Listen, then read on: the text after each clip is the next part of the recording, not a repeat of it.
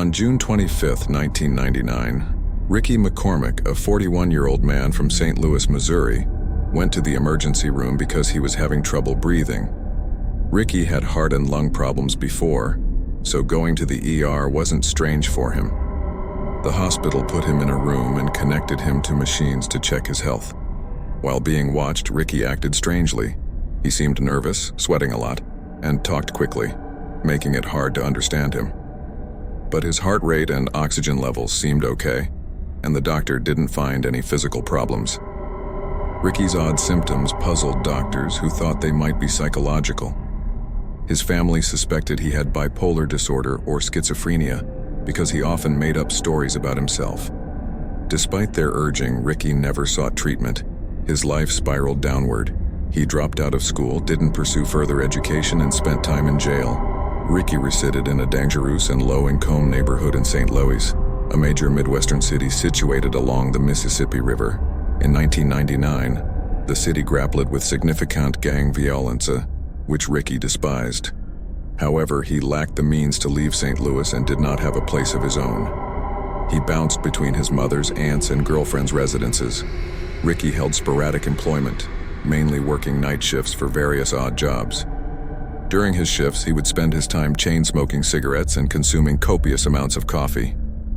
Ricky, despite being told he could leave, wanted to stay at the hospital overnight. The doctor ignored his request and gave him discharge papers.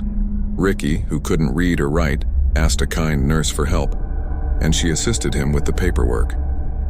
As they walked towards the hospital's entrance, Ricky asked if he could stay in the lobby instead of going home. The nurse, realizing it wasn't busy, allowed him to stay as long as he didn't bother anyone. Ricky thanked the nurse and sat in the lobby, watching the door. The nurse checked on him, concerned he might be homeless. Ricky seemed expectant, focused on the door. Doctors were puzzled by his odd symptoms, suspecting they might be psychological. Despite family concerns, Ricky never sought treatment. His life declined. He dropped out of school, didn't pursue further education, and spent time in jail. The nurse saw Ricky sitting quietly and let him be. The next morning, another group of nurses found him there and asked if he was okay. Ricky suddenly got up and left, leaving them confused. After leaving the hospital, Ricky called his girlfriend Sandy, sounding tired and distant. He told her he spent the night at the hospital but didn't say he was in the lobby, not as a patient. Sandy got worried because this was the second time Ricky sought medical help that week. Doctors found nothing wrong the first time. Ricky had been acting paranoid lately, getting nervous when people passed by Sandy's apartment. When she asked him about it, he didn't explain. Sandy wanted Ricky to come to her place so she could take care of him. Ricky turned down Sandy's offer and said he'd eat at a nearby gas station. He promised to call her later but never did. An employee at the gas station confirmed Ricky was there on the 26th and 27th. He bought a hot dog both days, but after that, Ricky disappeared. His family and girlfriend didn't know where he was, and he didn't go to any other hospitals in Missouri. On June 30th, a woman driving north of St. Louis saw something strange in a cornfield by the road. She stopped, went to see, and was horrified by what she found.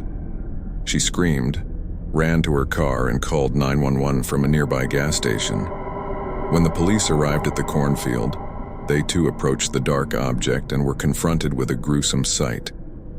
It was the body of a deceased individual, badly decomposed and falling apart. The fingers of the person's hands had crumbled off. The deceased person found in the cornfield seemed to be a man, but the cause of death and how long he had been dead couldn't be determined. However, his fingerprint matched Ricky McCormick's. The police declared his death a homicide the day after finding his body. The cornfield where Ricky was found was a known spot for murderers to dump bodies. Ricky couldn't have gotten there by himself because he didn't have a car, driver's license, or access to public transportation. Plus, it was too far to walk from where he lived and worked, about 15 miles away. Ricky's body decomposed more than expected for just 3 days, suggesting he might have been killed elsewhere and kept in a warm place, speeding up decomposition. Then, the killer moved his body to the cornfield. On July 1st, police started investigating Ricky McCormick's death with 18 detectives and asked the public for help. The next day, July 2nd, police surprised everyone by saying Ricky's death wasn't a murder, but natural. He had heart and lung problems, so his health likely caused his death. The case was closed, and evidence was stored away, losing public interest. 6 months later, the FBI got a tip about Ricky related to a drug dealer case in St. Louis. An informant said Ricky had ties to the dealer, but it puzzled the FBI. Ricky had mental health issues and was almost homeless, making it odd for a big-time dealer to associate with him. The FBI decided to investigate the tip about Ricky, despite doubts. They got Ricky's file from the local police, who missed a strange piece of evidence in Ricky's pocket. Dan Olson, an FBI analyst, couldn't figure out the evidence's meaning or its link to Ricky and the drug dealer, despite trying hard with advanced tools. The drug dealer was caught, lessening the FBI's interest in Ricky's connection. They paused the evidence investigation, and Dan had to focus on other things for a while.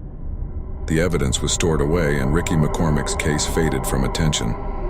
However, Dan Olson, haunted by the enigmatic evidence, continued his career in the FBI, eventually leading the unit specializing in code breaking and uncovering hidden messages within evidence.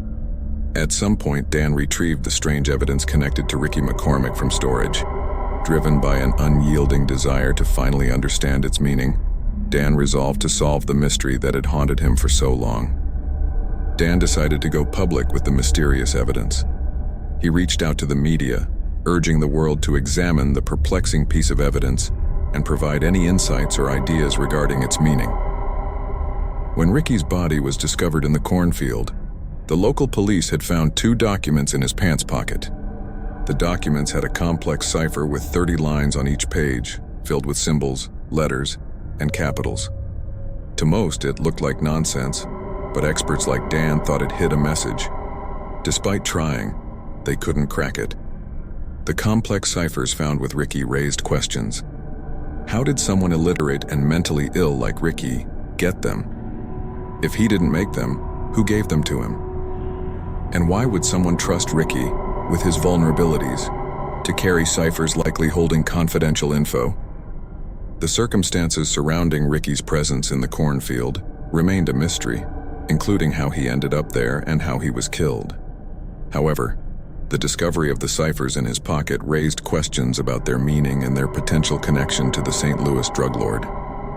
The meaning of the unsolved ciphers found with Ricky McCormick remains a mystery. Ricky's increasing paranoia and fear, along with his hospital visits, indicate he was hiding from someone or something. Unfortunately, whoever or whatever he feared likely caught up to him, resulting in his demise. Until the ciphers are cracked, the full truth behind Ricky McCormick's story may remain unknown.